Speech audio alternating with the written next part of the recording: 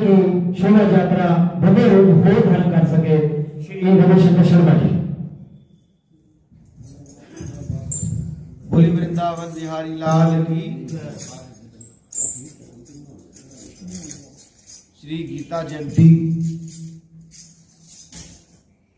महोत्सव कमेटी की ओर से इस वर्ष गीता ज्ञान महायज्ञ जो है उसकी रूपरेखा तैयार करने के लिए इसके दो प्रारूप होते हैं, शोभा यात्रा और श्री गीता महासम्मेलन। शोभा यात्रा को हम नगर परिक्रमा के रूप में भी जानते हैं। कोविड-19 के चलते कैसा स्वरूप होगा इसकी जानकारी जो है हम आपको आगे की बैठकों में देते रहेंगे, क्योंकि जैसे भी प्रशासन के दिशा निर्देश होंगे उसके अनुसार हम गीता जयंती के कार्यक्रम को आगे बढ़ाएंगे। लेकिन इसके साथ हमारा एक प्रयास रहेगा कि गीता जयंती की भव्यता को बढ़ाने के लिए गीता जयंती महोत्सव कमेटी की ओर से एक अभियान चलाया जाएगा। सभी मंदिर कमेटियों को आह्वान किया जाएगा कि गीता जयंती के महान पर्व पर आप सभी मंदिर जो हैं उस दिन प्रकाश करें और इस परंपरा को चलाएं।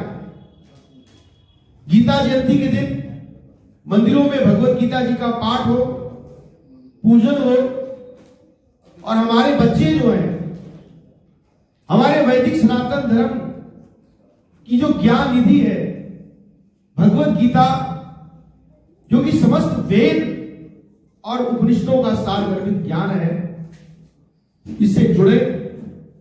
तो मैं समझता हूं कि हमारी कमेटी जो है इस वर्ष एक नए अंदाज में गीता जयंती जो है मनाएगी कि जालंधर नगर के सभी मंदिर जो है वो गीता जयंती मनाएं और जैसा भी स्वरूप होगा गीता महासम्मेलन का और नगर परिक्रमा का वो होगा, वो चलेगा। जितनी भी सीमा होगी उस सीमा में रहकर के हम गीता जयंती को मनाएंगे। एक बात जो मैं अवश्य कहता हूं कि ये ज्ञान पर्व है और इस ज्ञान पर्व में सबसे विशेषता यह है कि दुनिया के जितने भी ज्ञान हैं ये ज्ञान थोड़ा सा हट करके, मैं इसका आपको उदाहरण देता हूं। इस संसार में मनुष्य जो है जो भी कर्म करता है उसके पीछे कुछ ना कुछ उसका लाभ जरूर होता है। किसी का लाभ कम होता है, किसी का ज्यादा होता है। एक फेरी वाला जब मोहल्ले में घूमता है तो उसका लक्ष्य ये होता है कि आज मैंने 100, 200, 400 रुपए की कमाई कर ली। उसका यही लक्ष्य होता है। एक बड़ा दुकानदार है, उसको लगता है कि मैं 1,500-2 हजार रुपया कमाऊं ताकि मेरे दुकान का किराया भी निकले। उससे बड़ा तो जैसे जैसे मनुष्य का स्तर बढ़ता है वो अपने अपने लाभ के लिए कार्य करता है।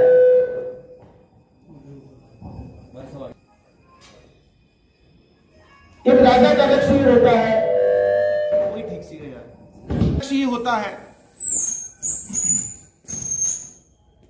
कि वो अपने राज्य की सीमाओं को सुरक्षित रखे,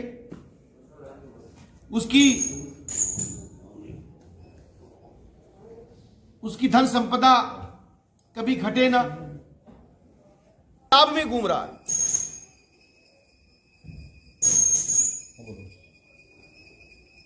अब इस मनुष्य जीवन में आकर के अगर आप अपने सीमित लाभ में ही घूमते रहेंगे तो आप बहुत घाटे में रहेंगे। मैं आपको एक छोटा सा दृष्टांत देता हूं। सबसे पहले मैं बधाई देता हूं वीरेंद्र जी, ये अपने परिवार को लेकर के आए हैं। ये थी कि आपने जो विचार कहने हैं मैं उसको सुनाने के लिए, और अभी हरिवंश जी आए तो बोले कि आपका व्याख्यान कब होगा, मुझको जाना है। तो मैं समझता हूं कि आप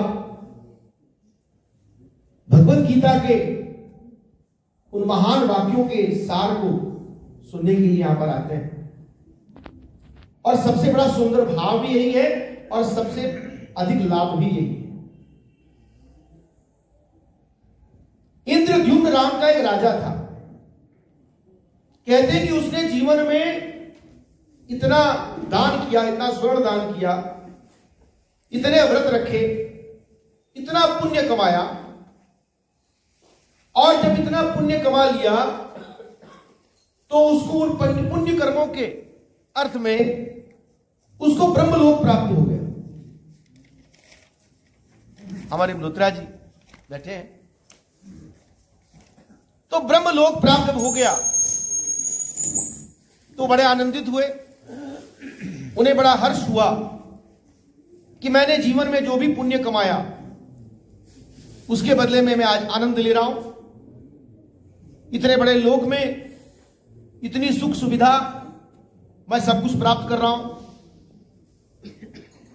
जब सुख भोगते भोगते बहुत समय निकल गया तो एक दिन ब्रह्मा जी का उनको संदेश आया कि आपने जो पुण्य कमाए थे वो अब समाप्त हो गए, तो आप दोबारा जाएं इस मृत्यु लोक में, जाएं, दोबारा पुण्य अर्जित करें और फिर दोबारा उन पुण्यों को अर्जित करके इस लोक में आए। वो सोच में पड़ गए कि मैंने इतने यज्ञ किए, इतने दान किए, इतने पुण्य किए, इतने व्रत रखे, इतने उपवास रखे, इतना स्वर्ण दान किया, अब सब व्यर्थ हो गया। क्या इन लोगों का भोग करने के लिए दोबारा मुझको फिर पृथ्वी लोक में आना पड़ेगा? वो उदास हो गए। उन्होंने कहा कि इतने वर्षों तक मैंने जो कुछ किया, वो की भगवत गीता यही कहती है कि तेतम भुक्त्वा स्वर्गलोकम विशालम क्षीणे पुण्य मर्तलोके विशंति, कि जब आपके पुण्य क्षीण हो जाते हैं तब आपको दोबारा मृत्यु लोक में आना पड़ता है। तो उन्होंने कहा कि अब मैं कोई ऐसा विधान ढूंढूंगा कि जिससे दोबारा इस संसार में मेरे को आना ना पड़े। तो ब्रह्मा जी के आदेश से उनको दोबारा, जिस राज्य के वो राजा थे, दोबारा आए, बड़े दुखी, और सशरीर गए, और पुण्य भोग करने के बाद जब दोबारा आए तो ऐसे मार्गदर्शन की खोज करने लगे कि जो उसको ये बताए कोई ऐसा उपाय कि दोबारा इस संसार में मेरे को ना आना पड़े। तो वो मार्कंडेय ऋषि जी के पास गए। तो मार्कंडेय जी बोले, अभी ऐसा तो मेरे को कोई विधान पता नहीं है। तो करते करते क्या हुआ, किसी ने कहा कि यहां लोमश ऋषि हैं, आप उनके पास जाओ, वो आपको बतलाएंगे कि जो आपने पुण्य कर्म किए और आपको दोबारा इस संसार में आना पड़ा, कि ऐसा कौन सा विधान है कि आपको संसार में दोबारा आना ना पड़े। लोमश ऋषि के बारे में आपको मैं थोड़ा सा बतला दूं कि इन्होंने भारी तपस्या की और भगवान शंकर से अमरत्व का वरदान मांगा।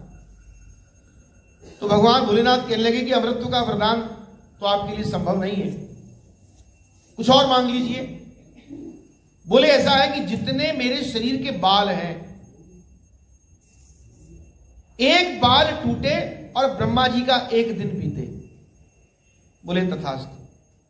अब आप सोचिए कि ब्रह्मा जी का एक दिन एक कल्प का होता है।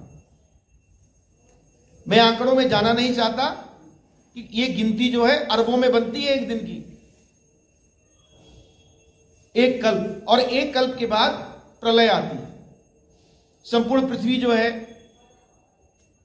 जलमग्न हो जाती है और उसके बाद उतनी रात्रि है और उसके बाद दोबारा सृष्टि का निर्माण होता है। तो जब वो लोमश ऋषि के पास गए तो क्या देखते हैं कि लोमश ऋषि जो है सर्दी गर्मी सुख दुख को सहन करते हुए बाहर बैठे हुए खुले में। तो बोले, प्रणाम किया, बोले किस इच्छा से आए? बोले इच्छा बड़ी विकट है, मैं आपसे ये जानना चाहता हूं कि मैंने इतने पुण्य कर्म किए और उन सब पुण्यों को भोगने के लिए मैं ब्रह्मलोक गया, अब ब्रह्मा जी का आदेश आ गया कि आपके पुण्य समाप्त हो गए, आप दोबारा इस संसार में वापस जाओ और दोबारा पुण्य कमा करके आओ अगर इस लोक में दोबारा आना है तो। और ब्रह्मा जी की आयु भी 100 दिन 100 वर्ष है। तो मुझे बतलाइए कि ऐसा कौन सा कर्म है, ऐसा कौन सा विधान है जिसको मैं करूं और दोबारा इस संसार में मेरी वापसी, क्योंकि दुखालय में शाश्वतम, ये संसार जो है ये शाश्वत रूप से सदा के लिए ये दुखों का घर ही है। जो इसमें सुख ढूंढने की कोशिश करता है उससे बड़ा कोई मूर्ख नहीं है। तो कोई ऐसा विधान बतलाइए। तो क्या देखते हैं, लोमश ऋषि जो है सुख दुख को सहन करते हुए तिनकों की छाया में बैठे हुए, ना झोपड़ी ना घर ना गुफा, खुले में बैठे हुए। बोले आपने कोई आश्रम नहीं बनाया? जो बोले थोड़ी सी तो मेरी आयु है, अब इतनी सी आयु के लिए मैं क्या घर बनाऊं? बोले क्या आयु है आपकी?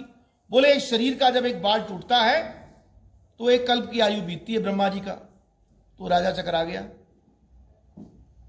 मैं तो इतने में दुख मान रहा हूं, इन्होंने तो कई ब्रह्मा जी का आगमन देखा है, कई ब्रह्मा इनके सामने आए और कई ब्रह्मा इनके सामने चले गए, और मैं थोड़े से दुख के लिए बैठा हूं कि मुझसे वो ब्रह्मलोक छिन गया। और इन्होंने कितने ब्रह्माओं को जाते हुए देखा और ब्रह्मा को आते हुए देखा, और इन्होंने अभी तक अपना घर तक नहीं बनाया और ये संतुष्ट है। बोले प्रभु आप सबसे बढ़िया पात्र हैं, मुझको आप ये बताएं कि ऐसा कौन सा विधान है कि कर्म तो मैंने वही किए हैं जो सभी करते हैं, शास्त्रों में जिसका विधान है। शास्त्र कहते हैं यज्ञ करो, मैं यज्ञ किए। शास्त्र कहते तप करो, मैंने तप किए। व्रत करो, मैंने व्रत किए। उपवास करो, मैंने उपवास किए। सब कुछ करने के बाद, सबका पुण्य भोगने के बाद अब दोबारा इस संसार में मुझे फिर वही कर्म करने पड़ेंगे, तो मैं तो बड़ा विचलित हूं। तो उन्होंने कहा कि जो तुमने कर्म किए, अगर यही कर्म निष्काम भाव से करते, देखिए गीता का सिद्धांत, अगर यही कर्म अगर तुम निष्काम भाव से, कर्तव्य भाव से करते, तो तुम्हारा इस संसार में दोबारा आगमन न होता। मैंने आपको कितना कुछ बताया, लेकिन भगवत गीता के एक वाक्य ने कि कर्मण्येवाधिकारस्ते मां फलेषु कदाचन, और मां कर्म फल हेतुर्भूर माते संगोस्त कर्मणि। आपने कर्म तो करना है, लेकिन कर्म फल की इच्छा से। अगर कर्म फल की इच्छा करोगे तो कर्म बंधन में बंध जाओगे, आपको कर्मों का पुण्य मिलेगा, उन कर्मों को भोग करके, उनके पुण्य फल को भोग करके फिर पुनः इस संसार में आना। अब अगर अर्जुन भगवान से कुछ पूछ रहे हैं तो भगवान उसको नश्वर ज्ञान तो नहीं दे सकते ना। अगर भगवान से मांगोगे तो अनश्वर ही मिलेगा, और संसार से मांगोगे तो नश्वर मिलेगा। और यही भगवत गीता है। भगवान आपका वास्तविक स्वरूप है। अगर तो अपने आप को शरीर मानोगे, शरीर नाशवान है, और अगर अपने आप को आत्मा मानोगे तो आत्मा अमर है। यही दृष्टिकोण है। आप किसी एक दृष्टिकोण को लेकर के किसी ज्ञान को पढ़ते हैं, सुनते हैं, समझते हैं, तो आपको कुछ प्राप्त होगा। लेकिन अगर आपका कोई दृष्टिकोण ही नहीं है तो इस संसार में, अब अर्जुन थे, अर्जुन एक दृष्टिकोण से गीता सुन रहे थे। वो दृष्टिकोण क्या था कि मैं युद्ध नहीं करूंगा, यह अर्जुन का दृष्टिकोण था। और इसी बात को लेकर के वो भगवान से बार बार प्रश्न पूछ रहा है। तृतीय अध्याय में कहता है कि ज्ञान योग में, कर्म योग में, आप अगर सब कुछ ज्ञान योग है तो कर्म योग में क्यों लगाते हो? 5वें अध्याय में फिर पूछता है कि ज्ञान योग कर्म योग में श्रेष्ठ क्या है। फिर वो पूछता है त्याग क्या है, संन्यास क्या है। तो भगवान सभी कुछ कह करके अर्जुन को इसी बात पे ले आते हैं कि अनाश्रित कर्म फलम कार्यम कर्म करोति है। आपको आनंद नहीं आ रहा सुनने में कि अनाश्रित कर्म फलम कार्यम कर्म करोति है, कि जो कर्म फल का आश्रय ना लेकर के करने योग्य कर्म करता है स सन्यासी योगी, वो सन्यासी है, वो योगी। वास्तव में अगर आप सन्यास को धारण कर सकते हैं तो गृहस्थ आश्रम में ही कर सकते हैं। अगर कोई ये सोचे कि कुछ लोग सिद्धि प्राप्त करने के लिए वन गमन कर जाते हैं, कुछ लोग सोचते हैं कि सन्यास जो है वो कर्मों के परित्याग का नाम सन्यास है। भगवान ने इस परिभाषा को, इस विचार को पूर्ण रूप से निराधार कर दिया। ये सब बातें जो हैं ये सब आपके कल्याण के लिए हैं। जो व्यक्ति मनुष्य संसार में आकर के अपने कल्याण के लिए, देखिए, उद्धरेदात्मनात्मानम नात्मानम अवसादय, इस संसार में आकर के अपना उद्धार करना ये आपका कर्तव्य है, आपकी जिम्मेदारी है।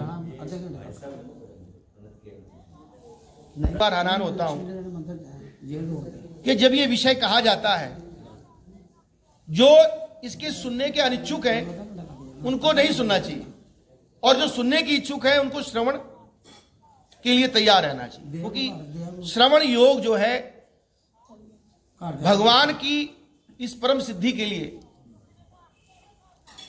3 तरह के योग भगवान ने बतलाए। पहला है ज्ञान योग।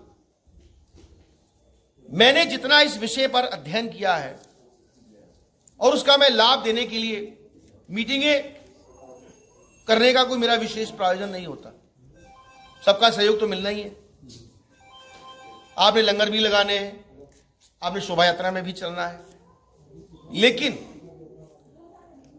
मैं ये समझता हूं कि आप अभी भगवत गीता पढ़ते नहीं है। मैं क्षमा चाहता हूं, अध्यायों 18 योगों को यहां पर वर्णन करूं। एक तो देखिए, भगवत गीता जो है संपूर्ण वेदों उपनिषदों का सार है। के 3 भगवान ने मार्ग बतलाए हैं।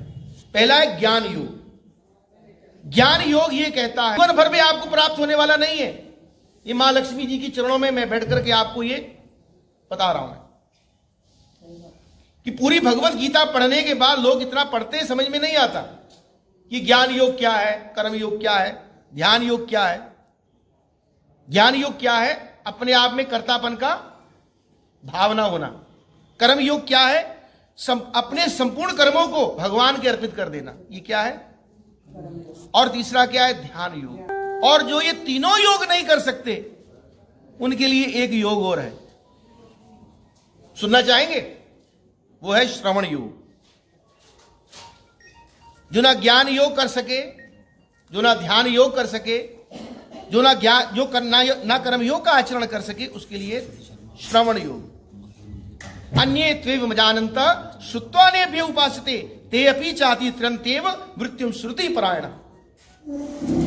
ऐसे अज्ञानी जन जो केवल सुन करके ही तदनुसार उपासना करते हैं, ऐसे श्रुति परायण लोग भी तर जाते हैं।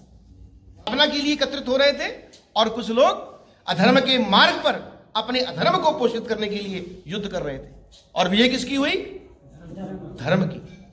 तो धर्म का ज्ञान तो यही है कि आप अच्छी सोच लेकर के चलें, अच्छे कार्य करें। ये है कि हम भगवत गीता, मैं कुछ नहीं हूं, संस्था कुछ नहीं है, सबसे बड़ा होता है उद्देश्य, कि किस उद्देश्य को लेकर के आपने संस्था का निर्माण किया है। और गीता जयंती महोत्सव कमेटी जो है, इसका मूल लक्ष्य है कि गीता जयंती पर्व मनाना और अपने बच्चों में, अपने युवाओं में उनको भगवत गीता के साथ जोड़ना। ये तभी संभव होगा अगर आप सभी जो है इस गीता जयंती पर्व को भव्यता से मनाएंगे, सभी मंदिर भव्यता से मनाएंगे। तो इन्हीं शब्दों के साथ मैं आपका बहुत बहुत धन्यवाद करता हूं कि आप मीटिंग में आए। बोले वृंदावन बिहारी लाल की जय।